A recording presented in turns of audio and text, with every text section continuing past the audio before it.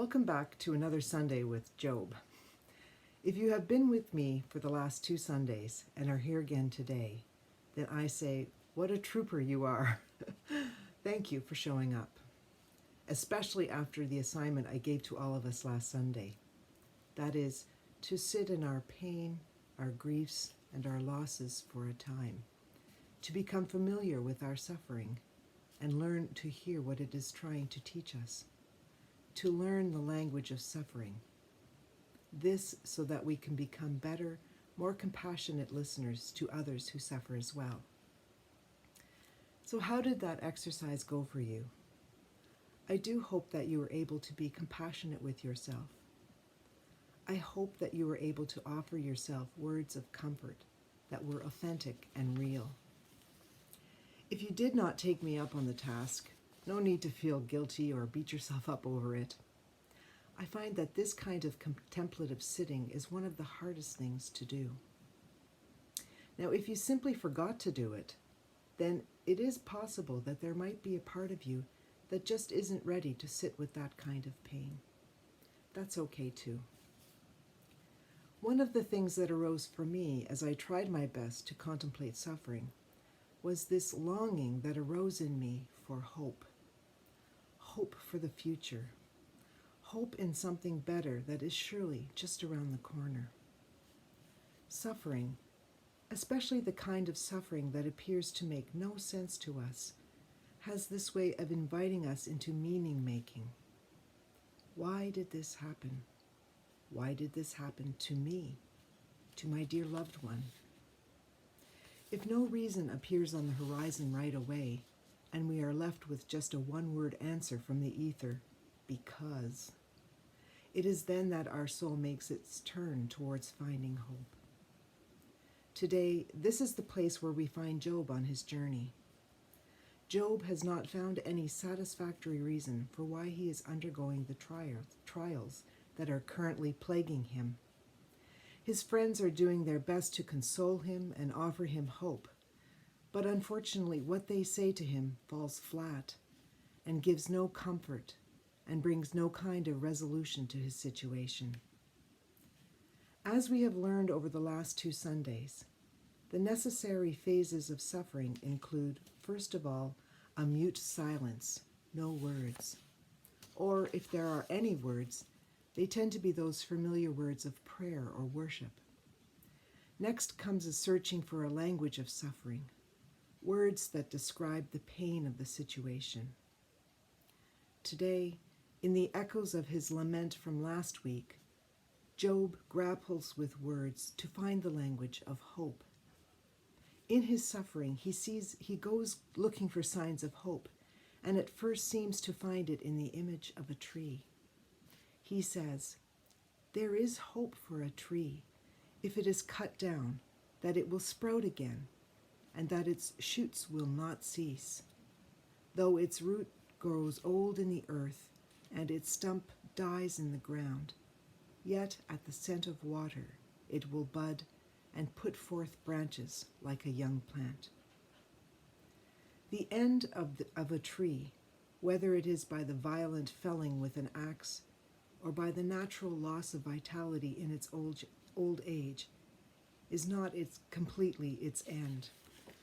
As Job observes, the tree will sprout new shoots again. It will bud and put forth branches. The tree represents the capacity for regenerative life. All is not lost with the death of a tree. New life will spring forth from what has decayed. Hope is the power of this regeneration.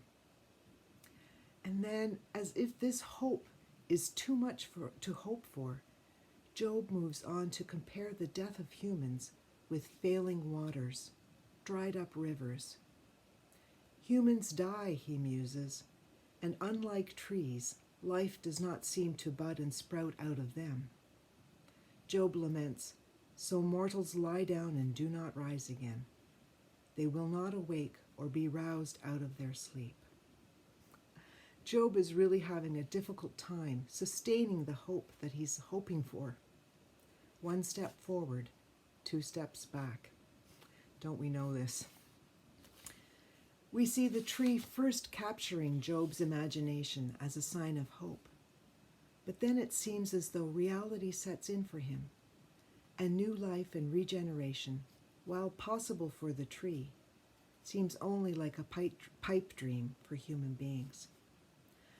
Perhaps hope in specific outcomes, such as a miracle to fix our troubles, or something that will save us from death, is not really hope at all, but wishful thinking.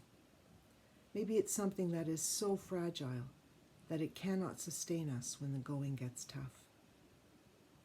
Hope can feel like a two-edged sword, can't it? Hope buoys our spirits when we are in the throes of despair. And yet, we find if we place too much stock in what it is that we hope for, and things happen to get worse instead of better, the last state can feel worse than the first. When I was a hospital chaplain, one of the first things that I learned about visiting patients, especially those who were undergoing excruciating suffering, was the importance of asking them where they find hope amid their circumstances. Hope to chaplains was seen as the lifeline to draw people back into the land of the living from the depth of despair. It did not bode well if a patient was not able to find some kind of hope to speak of. That is the invaluable nature of hope. It leads us into the way of life. Where there is hope, there is life.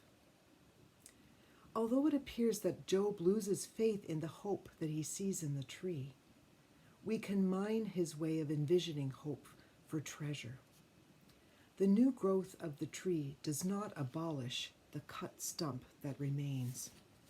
In other words, hope's fulfillment does not cancel out the pain and loss which comes with the territory of suffering, but rather hope incorporates this pain and loss into new being. Even in the tree's renewed life, the stump gestures to the now invisible outline of the tree that once was, but is no more. If we survive our suffering, that which comes forth, such as our new perspective on life because of our suffering, this is what our grief and losses point to. All is not lost. Something important remains. Even Job realizes this when he exclaims the hope he finally discovers. I know that my Redeemer lives, and at the last he will stand upon the earth. Then I shall see God. It is this piece of hope that I invite you to stay with this week. It is tempting as Christians to skip all of the necessary work of suffering and go directly to the resurrection. But as the saying goes, we cannot get to Easter without Good Friday. So thank you for staying with me this far as we explore Job and his journey. I hope to see you next week, and we give thanks to God for God's word of hope to us today. Bye-bye.